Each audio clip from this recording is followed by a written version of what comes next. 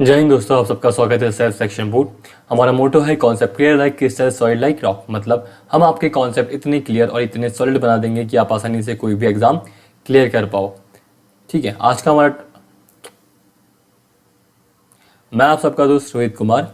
आज का हमारा टॉपिक है जीएसटी। ठीक है, अब देखो जीएसटी पढ़ने से पहले हम ये पढ़ते हैं कि जीएसटी की जरूरत क्यों पड़ी। क्योंकि देखो सिस्टम तो पहले भी था टैक्स का, राइट। इंडिया में जीएसटी तो अभी आया, इससे पहले भी कोई सिस्टम था। तो उस सिस्टम में कुछ ना कुछ फ्लॉज रहे होंगे, है ना, उसकी कुछ कमियां रही होंगी, इसलिए हमें जीएसटी की जरूरत पड़ी। तो पहले पढ़ते हैं कि टैक्स क्या होता है, नॉर्मल क्या टैक्स सिस्टम था इंडिया का, और क्यों हमें जीएसटी की जरूरत पड़ी। ठीक है, चलिए देखो, जो टैक्स होता है वो मेनली दो टाइप्स का होता है, डायरेक्ट टैक्स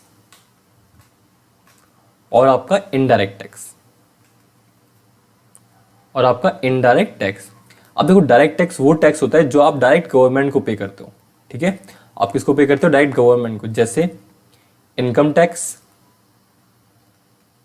और आपका कॉर्पोरेट टैक्स हो गया, जो बड़े बड़े कॉर्पोरेट पे करते हैं डायरेक्ट किसको? गवर्नमेंट को। ठीक है, एक होता है आपका वेल्थ टैक्स। ठीक है, जिसपे वेल्थ बहुत ज्यादा है वो पे करता है वेल्थ टैक्स। ठीक है, ठीक है, तो बस इतने ही पैसे कमाने हैं आपको जितने आप, जिससे आप वेल टैक्स पे कर सको जिंदगी में। ठीक है, चलो अब एक होता है इनडायरेक्ट टैक्स। इनडायरेक्ट टैक्स होता है जो आप किसी बिचौलिए को देते हो। ठीक है, मीडिएटर को देते हो, फिर वो आपको गवर्नमेंट को देता है। ठीक है, इसका एग्जाम्पल देख लो। जैसे आप गए पेट्रोल पंप पे, ठीक है, ठीक है, आपने पेट्रोल वाले को पैसे दिए। ठीक है, अब देखो जो आपने पैसे दिए पेट्रोल वाले को, उसमें उसमें टैक्स भी इंक्लूड हो चुका है। ठीक है, अब वो पेट्रोल वाला किसको पैसे देगा? गवर्नमेंट को पैसे देगा। ठीक है, तो ये हो गया क्या? आपका इनडायरेक्ट टैक्स, जिसमें आप डायरेक्ट पैसे नहीं दे रहे, इनडायरेक्टली पैसे दे रहे हो। ठीक है, अब वो जो आपका जीएसटी है वो भी क्या है? इनडायरेक्ट टैक्स है। क्या है आपका? Indirect tax. ठीक है, क्योंकि देखो जीएसटी किस पे लगता है? सामान पे लगता है। ठीक है, आपने कुछ चीज़ खरीदी, आपने चॉकलेट खरीदी तो उस पर जीएसटी लगा हुआ है। ठीक है, तो आपने डायरेक्ट, ये थोड़ी कि आप डायरेक्ट जाके चॉकलेट के पैसे गवर्नमेंट को दे के आए हो, नहीं ना। आपने पैसे किसको दिए? दुकानदार को। दुकानदार ने पैसे दिए होंगे गवर्नमेंट को। ठीक है, समझ गए। चलो अब देखते हैं ओल्ड, पहले क्या सिस्टम था। ठीक है, ठीक है, अब सपोज करो एक शॉप है, छपरी परफ्यूम सेंटर। ठीक है, छपरी परफ्यूम सेंटर। ठीक है, ये आपकी कंपनी है परफ्यूम की। ठीक है, इसने रॉ मटेरियल खरीदा आपका 10,000 का। ठीक है, अब 10,000 पे इसको टैक्स देना पड़ेगा कितना? 10%। ठीक है, अभी हम पढ़ रहे हैं पहले क्या सिस्टम था। ठीक है, तो 10,000 पे इसको टैक्स देना पड़ेगा 10%। क्या? Sales tax. अब 10%, 10% ऑफ 10,000 कितना होगा? कैसे निकालेंगे? 10% को हटाएंगे तो नीचे आ जाएगा 100 इंटू 10,000। ठीक है, दो जीरो से दो जीरो कट गए, कितना आ गया? 1,000 रुपये। मतलब अब इसको कितना पैसे देने पड़ेंगे टैक्स? 1,000 रुपये। ठीक है, जब ये रॉ मटेरियल खरीदता है 10,000 का तो उसको टैक्स कितना देने पड़ेगा? 1,000 रुपये। ठीक है, ये आपका पहला स्टेज। ठीक है, अब देखो सेकंड स्टेज में जब इसने टोटल कॉस्ट लगाई अपनी, तो इसने देखा कि 10,000 का तो आ गया क्या? रॉ मटेरियल, प्लस 1,000 रुपये दिए थे मैंने टैक्स, तो वो भी, प्लस 5,000 रुपये इसने सपोज करो डाल दिए आपके लेबर के पैसे, इलेक्ट्रिसिटी के पैसे, या और ऊपर खर्च है ना, और आपका प्रॉफिट भी। ठीक है, इसने प्रॉफिट के पैसे भी 5,000 रुपये में कवर कर दिए, तो अब से कितने रुपये हो गए? 16,000 रुपये। ठीक है, तो इसका कहना है कि मैं जितना भी परफ्यूम है, जो मैं जितना माल जो मैंने 10,000 में खरीदा था, मैं उसको बेचूंगा कितने? 16,000 रुपये में, जिससे मुझे प्रॉफिट भी हो जाए और मेरा सारा खर्च भी कवर हो जाए। ठीक है, अब सपोज करो ये 16,000 रुपये है, ये बेच दिया आपने कस्टमर को। ठीक है, जो 16,000 रुपये का माल है ये बेच दिया इसने कस्टमर को। अब कस्टमर भी, आगे देखते हैं, 16,000 रुपये का माल बेच दिया इसने किसको? कस्टमर को। ठीक है, ये सेकेंड स्टेज चल रहा है। अब कस्टमर भी आपको क्या, इसको पे क्या करेगा? 10% सेल्स टैक्स। ठीक है, कस्टमर को भी अब सेल्स टैक्स पे करना पड़ेगा। तो देखो 10%, अब 16,000 कितना हो गया? कितना हो गया?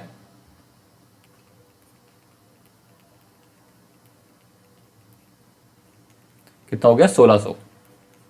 ठीक है, तो जो टोटल टैक्स है वो कितना लग चुका है? पहले लगा था 1,000 रुपये, प्लस आपके 1600 रुपये, कितना हो गया आपका 2600 रुपये। ठीक है, अब देखो यहाँ हुआ क्या है, ये जो 16,000 रुपये थे इसमें आपका 1,000 रुपये भी इंक्लूड था, जो टैक्स दिया था दुकानदार ने वो भी इंक्लूड है, राइट। और बाद में इसी 16,000 रुपये पे 10% और टैक्स लगाए, मतलब टैक्स पे टैक्स लगाए, समझ रहे हो।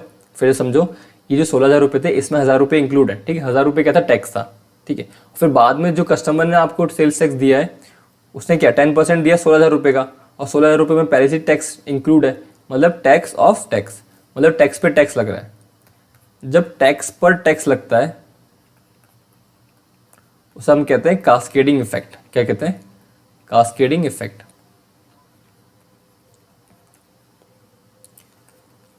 ठीक है, तो पहले वाले सिस्टम में आपका कास्केडिंग इफेक्ट होता था, मतलब टैक्स पे भी टैक्स लगता था, ठीक है, समझ गए। अब देखो ये जो सिस्टम है ये क्यों ठीक नहीं था और क्यों हम इसमें आपके इम्प्रूवमेंट की जरूरत थी। देखो पहला, ये तो बहुत कॉम्प्लिकेटेड था, ठीक है, लोगों को समझ में ही नहीं आता था कि ये तरीका कैसे कैसे टैक्स कैलकुलेट हो रहा है, ठीक है। दूसरा, टैक्स हाई था,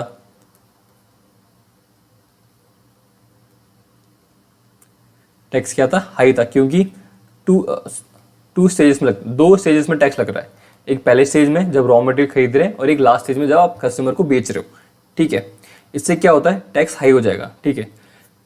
पहले तो ये इतना कॉम्प्लिकेटेड, लोगों को समझ में नहीं आएगा।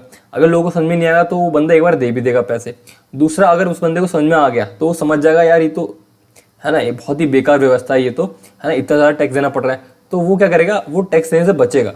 तो ये जो पुराना सिस्टम था, इससे हो क्या रहा था कि ज़्यादातर जो लोग थे छोटे व्यापारी वो बचते थे टैक्स देने से, ठीक है। अब देखो जो बड़े व्यापारी हैं जो गवर्नमेंट की नज़रों में है ना, या आपकी जो एजेंसीज है उनकी नज़रों में, वो तो टैक्स देंगे, ठीक है, लेकिन वो भी ट्राई करेंगे कुछ बचाएं। और जो छोटे व्यापारी जो किसी की नज़रों में नहीं है वो तो हमेशा ट्राई ये करते थे कि भाई हम अपना टैक्स बचा लें, ठीक है, क्योंकि इतना आपका बोगस सिस्टम था। समझ गए क्या इसकी दिक्कत थी। अब इसकी जगह फिर गवर्नमेंट लेके आई वैट, वैल्यू एडेड टैक्स।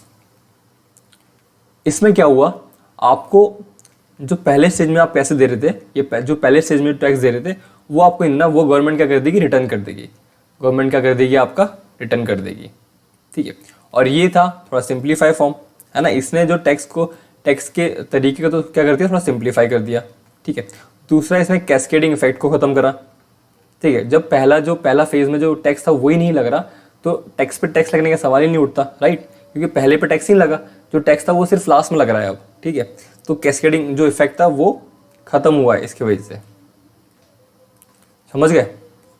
ये थी इसकी पॉजिटिव पॉइंट। अब देखो इस जो वैट था इसमें क्या प्रॉब्लम थी। वैट में प्रॉब्लम ये है कि पहला तो डिफरेंट वैट था डिफरेंट स्टेट के लिए,